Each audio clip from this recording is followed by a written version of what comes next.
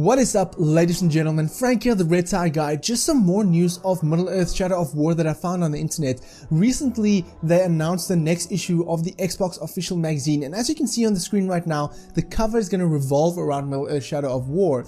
And there's an interview with a couple of directors from the game, couple of developers from the game, because basically the devs are saying that they are massively increasing the scale of the game and they're going to go beyond Mordor. Michael de Platter, the VP of Monolith, said, quote, "One of the reasons it's Shadow of War and not just Mordor is that we've expanded beyond Mordor. So the Dark Lord is growing his armies, and his forces, led by the Witch King, have come out of Mordor and attacked and assaulted the human city of Minas Ithil." He goes on by saying, quote, "They've conquered it and turned it into Minas Morgul, which is the tower of the Witch King. That actually brings the front line of this war out beyond Mordor and all the way forward to the kingdom of Gondor," end quote. They also spoke to the art director Phil Straub, and he basically said, quote, "The first thing to recognize is that we aren't just in Mordor. A fair amount of geological variety. We can say that there are forests, we can say that there are snowy mountains, we can say that there are other locations."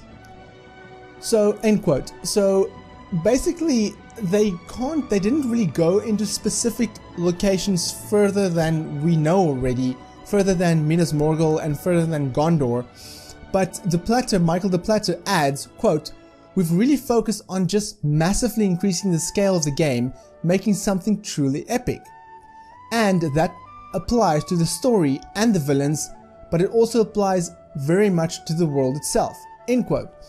So it is interesting to see that they are expanding the scale, the characters, and the story of the game. I mean, Shadow of Mordor was already a big game to begin with. I felt it was a pretty big game, and it's definitely one of my favorite, if not the favorite games set in the Lord of the Rings universe.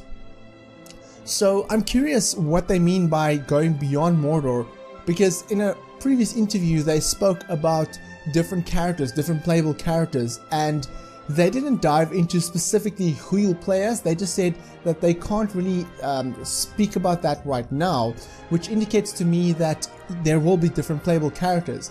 In terms of tying in with the movies, they also said that they can't speak about that yet, but they will feel that when you finish Shadow of War, you can basically go straight into Fellowship of the Ring. So there will definitely be some tie-ins with the movie, but what do you think? Let me know in the comment sections below which sections of Middle-earth you want to see in this game. I would love to know your thoughts, and if you want some more Shadow of War news, then click that subscribe button. If you like this video, then give me a thumbs up. If you dislike it, then give me that thumbs down, but please tell me why so I can improve my videos. My name is Frank, I'm the Red Tie Guy, and frankly, thank you for watching.